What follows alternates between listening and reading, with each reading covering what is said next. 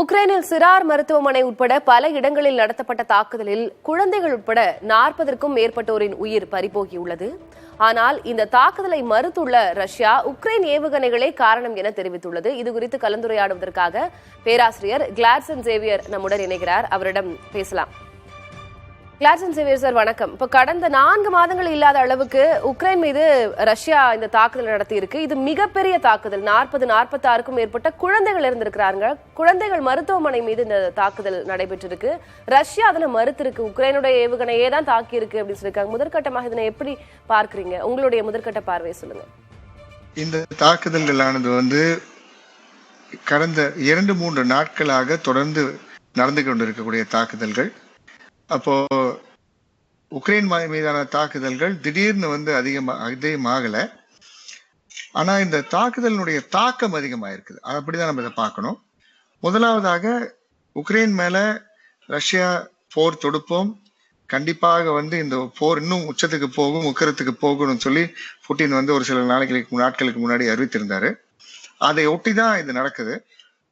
இதுல எப்படி நம்ம பார்க்கணும் அப்படின்னா, அவர்கள் சொல்லக்கூடிய விஷயம் ஏற்கனவே ரஷ்யாவினுடைய ஏவுகணைகளை பாதுகாப்பதற்காக உக்ரைனுடைய ஏவுகணைகள் பதிலுக்கு பதில் தாக்குதல் நடத்தி அந்த ஏவுகணைகளை அழிக்கும் பொழுது அந்த ஏவுகணைகள் குறித்தவறி இந்த மருத்துவமனையில விழுந்துட்டதா சொல்றாங்க. இதுக்கான எந்த முகாந்திரமும் இல்லை, அதுக்கான எவிடன்ஸ் நம்ம கிட்ட இல்லை.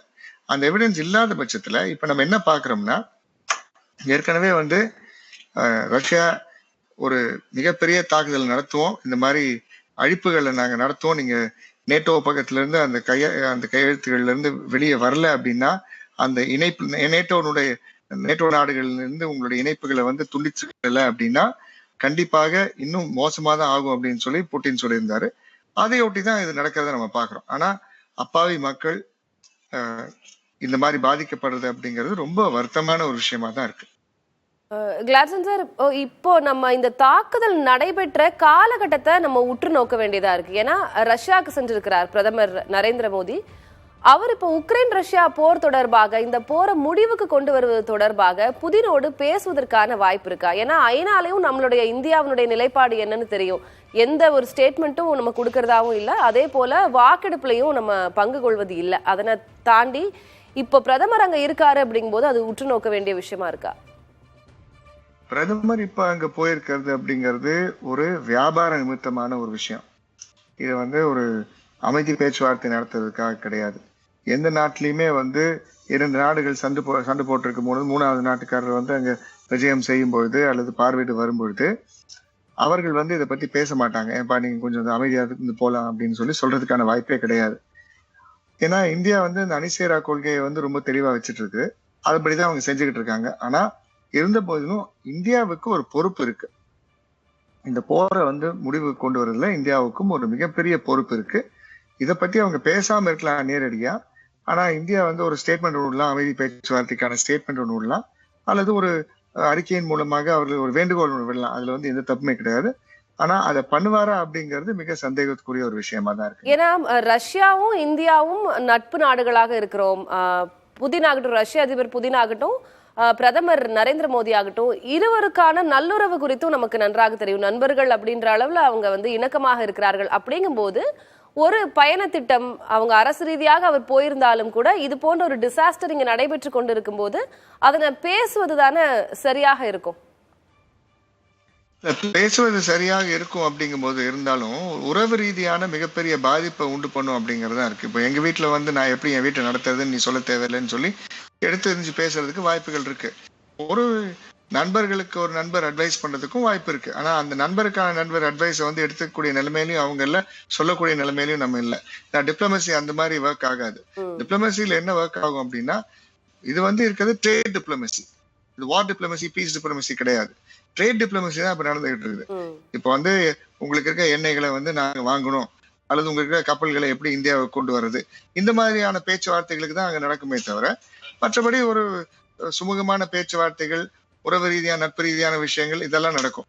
ஆனா அரசியல் அப்படின்னு வரும்பொழுது ரஷ்யாவுக்கு அட்வைஸ் கொடுக்குற நிலைமையில இந்தியா இல்ல. இதே நீங்க சொல்லலாம், ரஷ்யா ஏன் காஷ்மீர் பிரச்சனைகள் இருக்குதே, ரஷ்யா ஏன் அட்வைஸ் பண்ணலாம்னு நினைச்சீங்கன்னா அது வேற மாதிரி கொண்டு போய் விட்டுரும். அந்த உறவுகள் வந்து பாதிச்சிடும் அப்படின்றதுக்காக ரொம்ப கேர்ஃபுல்லா தான் இதை டீல் பண்ணுவாங்க. நேரடியாக அதை பத்தி பேசுறதுக்கான வாய்ப்புகள் மிக மிக குறைவு. ரைட். வருட கணக்குல நடைபெற்று கொண்டிருக்கிறது உக்ரைன் ரஷ்யாவுக்கு இடையேயான போர். இதற்கு தீர்வு தான் என்ன? ஒரே ஒரு தீர்வு தான், போர் நிறுத்தம் தான் தீர்வு. ஏன்னா இந்த துருவத்தன்மை வந்து முடிந்து போன காலம் தொடக்கம். குறிப்பா வந்து பனிப்போர் முடிஞ்சதுக்கு அப்புறமே ரஷ்யா அப்படிங்கிற அந்த வலுவான நாடு அப்படிங்கிற அதை இழந்துருச்சு. அடுத்தது ரஷ்யா கூட இருந்த உடனிருந்த நாடுகள் எல்லாம் வந்து இண்டிபெண்டன்ட் நாடுகளா மாறிடுச்சு. அப்ப மாறும்பொழுது அந்த நாடுகள் வந்து நார்த் அட்லாண்டிக் ட்ரீட்டி ஆர்கனைசேஷன்ஸ் நேட்டோவோட சேர்றதுக்கான அந்த முனைப்பை காட்டும் பொழுது ரஷ்யா என்ன சொல்றாங்க, எங்க செக்யூரிட்டிக்கு இது பாதிப்பா இருக்குது, அதனால நீங்க அங்க சேர்ந்தீங்கன்னா கண்டிப்பா உங்களை நாங்க வந்து பாதிப்புக்கு உட்படுத்துவோம் அப்படின்னு சொல்லிதான் கிரிமியன் வார், யுக்ரைன் பகுதியில இருந்த கிரிமியா அப்படிங்கிற ஒரு பகுதியும் நம்ம ரஷ்யா வந்து எடுத்துக்கிட்டதை நம்ம பாக்குறோம். அடுத்தது வந்து கியேவ், உக்ரைனுடைய தலைநகரான கியேவ் மற்றும் பல்வேறு நகரங்களை தாக்குதல் நடத்துறதுக்கு பாக்குறோம். அப்போ உக்ரைன்ல வந்து ஏகப்பட்ட ரிசோர்சஸ் இருக்கு. குறிப்பா நெல் இருக்கு, மற்றபடி எலக்ட்ரிசிட்டிக்கான அந்த கோல் இருக்கு, பல்வேறு அங்க ரிசோர்சஸ் நிறைய இருக்கிறதுனால இங்க வந்து ரஷ்யா வந்து அங்கிருந்து எடுக்கதான் பாக்குது. இன்னொன்னு இவங்க நேட்டோவுக்கு நெருங்க அமெரிக்கா, பிரான்ஸ், ஜெர்மனி போன்ற நாடுகளுடைய ஆதிக்கம் அந்த பிராந்தியத்துல அதிகமாகிறத பாக்குறாங்க.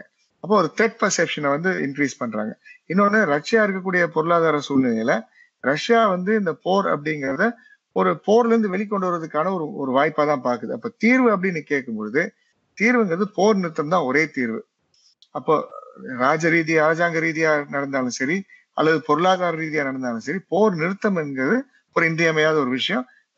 எல்லா நாடுகளும் சேர்ந்து இதுக்கு ஒரு முடிவு கொண்டு வரணும். அப்போ இந்த அழுத்தம் கொடுக்கறது ஐநா மட்டும் அழுத்தம் கொடுத்தா பத்தாது.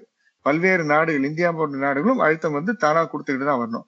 இப்போ இந்த ரெசல்யூஷன்ல வந்து கையெழுத்திடாம இருந்ததும் ஒரு பெரிய விஷயமா பாக்குறோம். ஏன்னா ரஷ்யாங்கிறது இந்தியாவுடைய நண்பரா போயிட்டாங்க. அதே சமயத்துல உக்ரைனும் ஒரு நட்பு நாடுதான்.